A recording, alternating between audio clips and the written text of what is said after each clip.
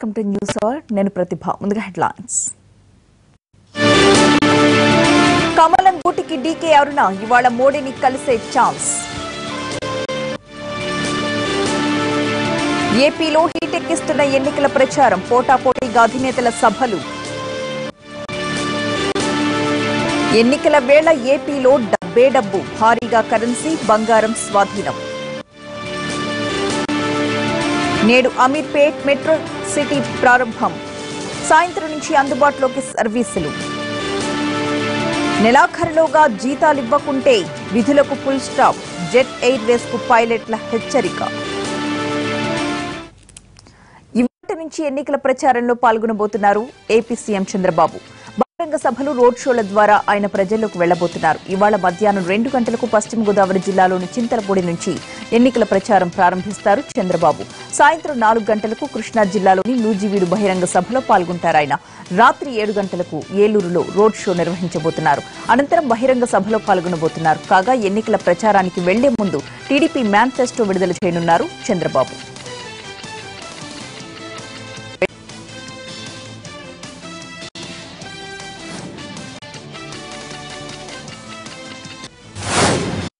TDP అభ్యర్థులకు ఇవాళ బీఫామ్లు అందజేయనున్నారు ఆ పార్టీ అధినేత చంద్రబాబు నాయుడు ఆయా జిల్లాల్లోని పార్టీ కార్యాలయాలకు బీఫామ్లు పంపనుంది టీడీపీ అలాగే ఏలూరు నుంచి వీడియో కాన్ఫరెన్స్ ద్వారా అభ్యర్థులతో ప్రమాణ స్వీకారం చేయించనున్నారు బాబు ఎన్నికల ప్రచారం నామినేషన్ల ప్రక్రియకు సమయం తక్కువగా ఉండడం వల్ల వీడియో కాన్ఫరెన్స్ ద్వారా అభ్యర్థులతో సమావేశమవుతున్నారు టీడీపీ అధినేత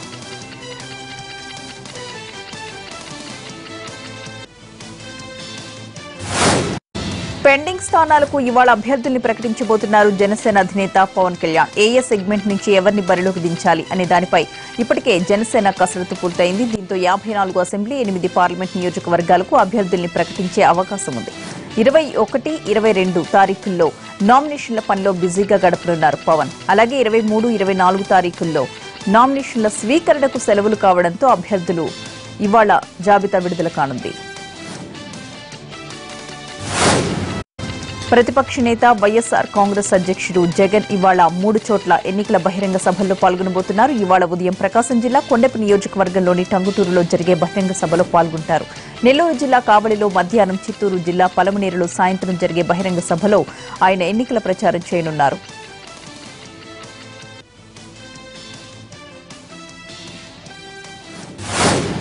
ఇవాళ టీఆర్ఎస్ లోక్సభ అభ్యర్థుల జాబితా వెలువడనుంది అభ్యర్థిగా తాము ఎవరిని నిలబెట్టినా సరే ప్రజలు గెలిపించాలని కోరారు కేసీఆర్ కాంగ్రెస్ బీజేపీలకు బుద్ధి చెప్పి టీఆర్ఎస్ నే గెలిపించాలని అన్నారు తెలంగాణ ముఖ్యమంత్రి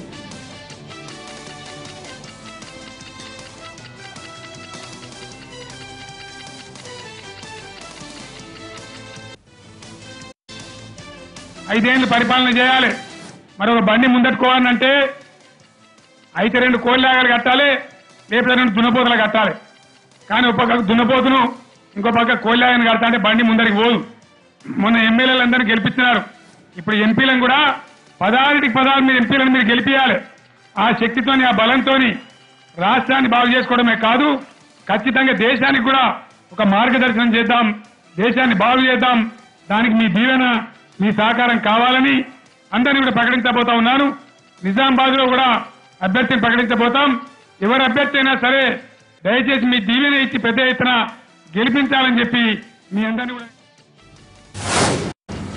హైదరాబాద్లకు ట్రాఫిక్ కష్టాలు తీరబోతున్నాయి అమీర్పేట్ నుంచి హైటెక్ సిటీ వరకు మెట్రో రైల్ నేటి నుంచి అందుబాటులోకి రానుంది ఇవాళ ఉదయం 9 గంటలకు గవర్నర్ నరసింహన్ మెట్రో రైల్ ప్రారంభిస్తారు ఈ రూట్లో మెట్రో రైల్ ట్రయల్ రన్ దిగ్విజయంగా సాగింది దాదాపు 18 రకాల సేఫ్టీ పరీక్షలను మెట్రో రైల్ అధికారులు నిర్వహించారు ఈ రైలు అందుబాటులోకి రావడంతో నాగోలు నుంచి నేరుగా హైటెక్ సిటీకి వెళ్లేందుకు వీలవుతుంది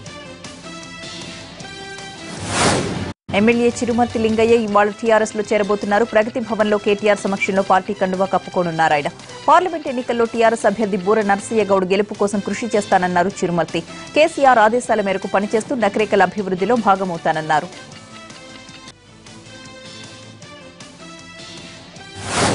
ఇవాళ చంద్రబాబు సమక్షంలో అధికారికంగా టీడీపీలో చేరబోతున్నారు విశాఖ మాజీ మేయర్ సబ్బం హరి అనంతరం ఆయన నామినేషన్ వేయనున్నారు నిన్న ఏపీ సీఎం చంద్రబాబుతో భేటీ అయ్యారు సబ్బం మళ్లీ చంద్రబాబు ముఖ్యమంత్రి అయితేనే రాజధాని పోలవరం పూర్తవుతాయని అన్నారు భీమిలి సీటు గెలిచి ఉడతా భక్తిగా తోడ్పడతానన్నారు. భీమిలిలో టీడీపీ బలంగా ఉందని, నేతలు పార్టీలు మారినా కూడా టీడీపీ క్యాడర్ చెక్కు చెదరలేదని అన్నారు.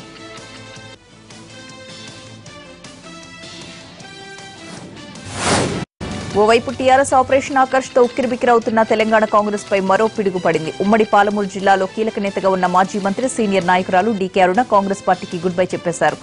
డీకే అరుణతో బీజేపీ సీనియర్ నేత రామ్ మాధవ్ సుదీర్ఘంగా మంతనాలు జరిపారు. ప్రస్తుతం తెలంగాణలో బీజేపీకి బలమైన నాయకుల అవసరం ఉండడంతో ఇతర పార్టీల్లో అసంతృప్తిగా ఉన్న నేతలకు ఆకర్షించే పనిలో పడ్డ కమలనాథులు డీకే అరుణను బీజేపీలోకి ఆహ్వానించారు. రాజకీయ భవిష్యత్తుకు భరోసా లభించడంతో డీకే అరుణ పార్టీ మారారు.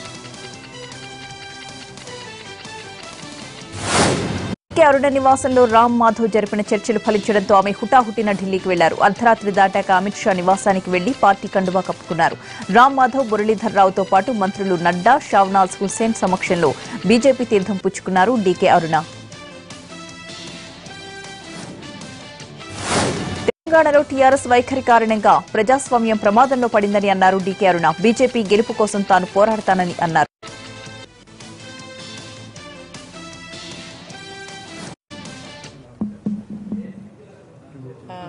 వారి ఇనిషియేటివ్తోన ఈరోజు అమిత్ షా గారిని కలిసి బీజేపీలో మరి చేరడం జరిగింది. మరి తెలంగాణ రాష్ట్రంలో బీజేపీ పార్టీని బలోపేతం చేసి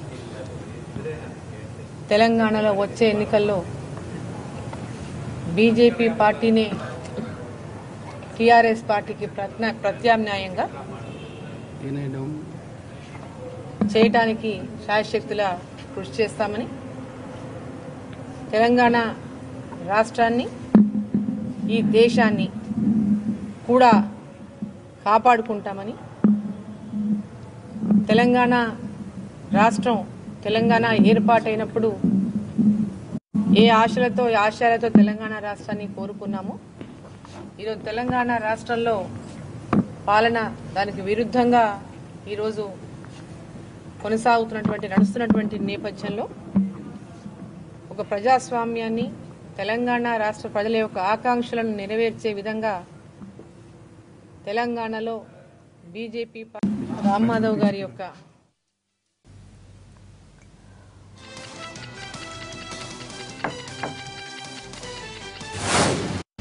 కాంగ్రెస్ ఎమ్మెల్యే సబితా ఇంద్రారెడ్డి తనయుడు కార్తీక్ రెడ్డి టీఆర్ఎస్ లో చేరారు. టీఆర్ఎస్ వర్కింగ్ ప్రెసిడెంట్ కేటీఆర్ సమక్షంలో ఆ పార్టీ కండువా కప్పుకున్నారు కార్తీక్ రెడ్డి.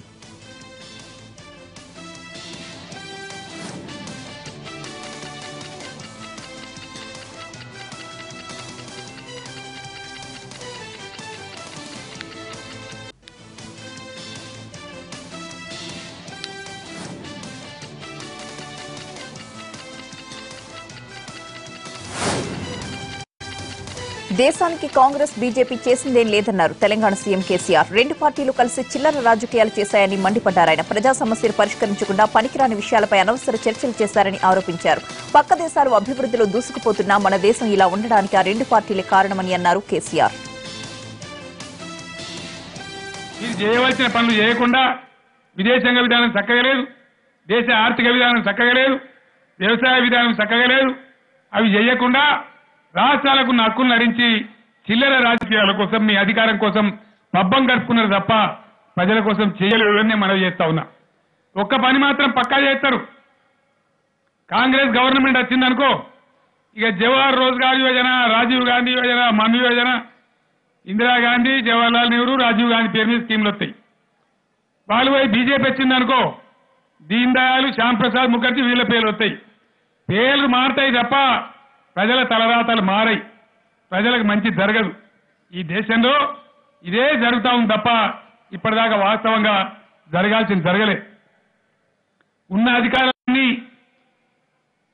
మధ్యలో కంకరెంట్ లిస్ట్ అని పెట్టి చాలా విషయాలు, విద్య గాని, అడవులు గాని, న్యాయ పరిపాలన గాని అనేక అంశాలు రాష్ట్రం హక్కులుగా ఉండే. 76లో 42వ రాజ్యాంగ సవరణ ద్వారా వాటన్నిటిని తీసి కంకరెంట్ లిస్ట్ లో పెట్టి కేంద్ర అధికారంలో పెట్టినారు. ఎందుకోసం అని చెప్పి నేను అడుగుతా ఉన్నా. ఎంత దరిద్రం కొట్టి పరిపాలన అండి. ఎక్కడో నిజామాబాద్ జిల్లాలో నందిపేట మండలంలో మారుమూల గ్రామంలో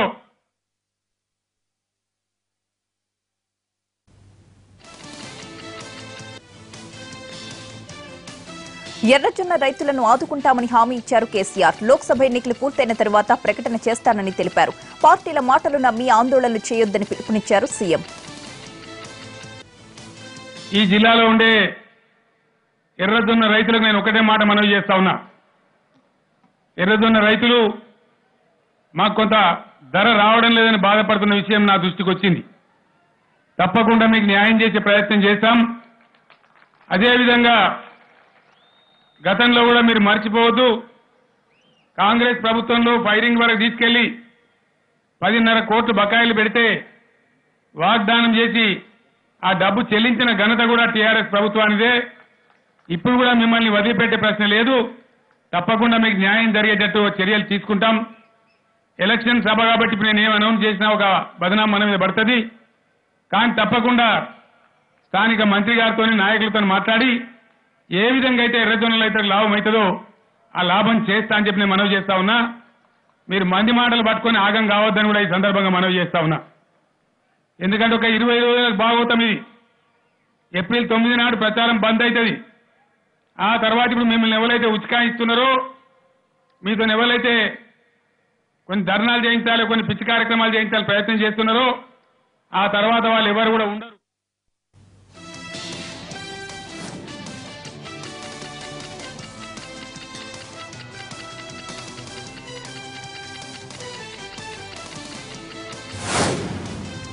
ఏపీ ప్రజలను అవమానించి అసభ్యకరంగా మాట్లాడిన తెలంగాణ ఫామ్ హౌస్ ముఖ్యమంత్రి కేసీఆర్తో ప్రతిపక్ష నేత జగన్ జోడీ కట్టారని ఘాటుగా విమర్శించారు నారా లోకేష్. మంగళగిరి నియోజకవర్గంలోని నవలూరు వాటర్ ట్యాంక్ సెంటర్లో ఆయన ఎన్నికల ప్రచారాన్ని నిర్వహించారు. ఏపీకి అన్యాయం చేసిన మోడీతో దోస్తీ చేస్తున్న జగన్కు అధికారం వస్తే రాష్ట్రం అధోగతి పాలవుతుందన్నారు. ఆంధ్రప్రదేశ్ ప్రజల కోసం అహర్నిశలు శ్రమిస్తున్న చంద్రబాబుని మళ్లీ ముఖ్యమంత్రిని చేయాలని నియోజకవర్గ ప్రజలను కోరారు నారా లోకేష్.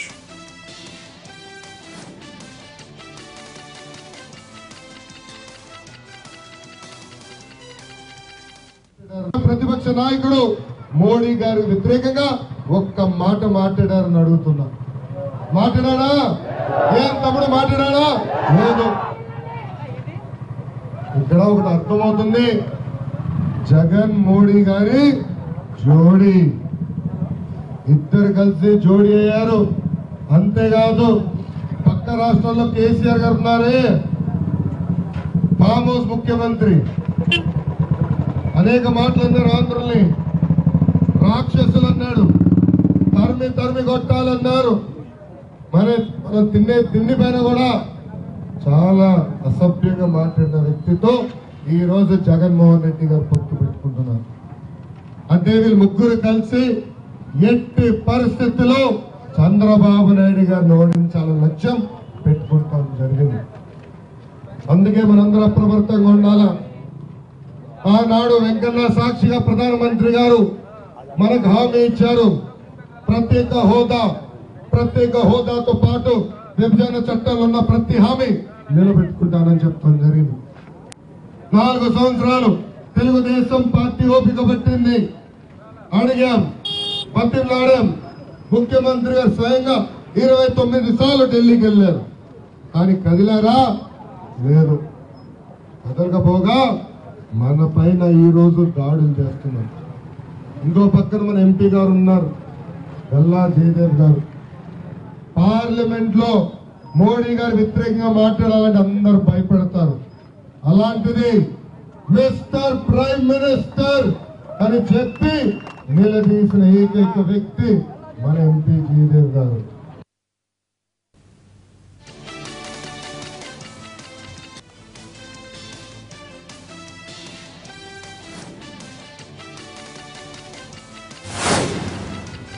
ఢిల్లీలో చక్రం కాదు కదా, టీఆర్ఎస్ గల్లీలో బొంగరం కూడా తిప్పలేదన్నారు కాంగ్రెస్ నేత రేవంత్ రెడ్డి. 16 సీట్లు గెలిస్తే తెలంగాణ భవన్లోని కాంట్రాక్టర్లకు తప్ప వేరే ఎవ్వరికీ ప్రవేశం ఉండదని ఎద్దేవా చేశారు.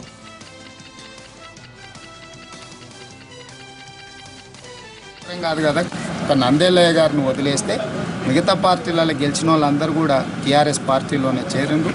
వీళ్ళందరూ కలిస్తే 16 అయింది. ఆ 16తోని ఢిల్లీలో చక్రం కాదు కదా, గల్లీలో బొంగరం కూడా తిప్పలేకపోయింది చంద్రశేఖరరావు గారు.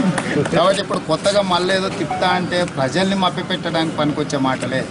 కాబట్టి ఇప్పుడు ఆటలో టీఆర్ఎస్ పార్టీ పాత్ర లేదు. ఈరోజు బీజేపీ కాంగ్రెస్ మధ్యలోనే పోటీ ఉన్నది. ప్రత్యక్షంగా కాంగ్రెస్ పార్టీ ఢిల్లీలో ప్రభుత్వాన్ని ఏర్పాటు చేయబోతుంది.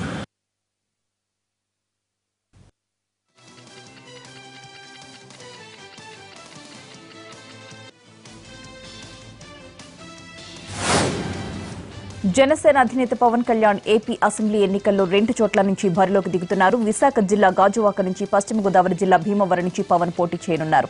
ఏపీలో 8 స్థానాల్లో అంతర్గత సర్వేలు నిర్వహించిన పార్టీ చివరకు ఈ 2 స్థానాల్లో పవన్ పోటీ చేయాలని నిర్ణయించింది. ఈ 2 స్థానాల్లో టీడీపీ ఎమ్మెల్యేలున్నారు. సిట్టింగ్ ఎమ్మెల్యేలకే టీడీపీ టికెట్ ఇచ్చింది. గాజువాకలో సిట్టింగ్ ఎమ్మెల్యేగా పల్లా శ్రీనివాస్, భీమవరంలో సిట్టింగ్ ఎమ్మెల్యేగా రామాంజనేయులు ఉన్నారు. ఇక ఈ స్థానాల్లో వైసీపీ అభ్యర్థులుగా గాజువాకలో తిప్పల నాగిరెడ్డి, భీమవరంలో గ్రంథి శ్రీనివాస్ ఉన్నారు.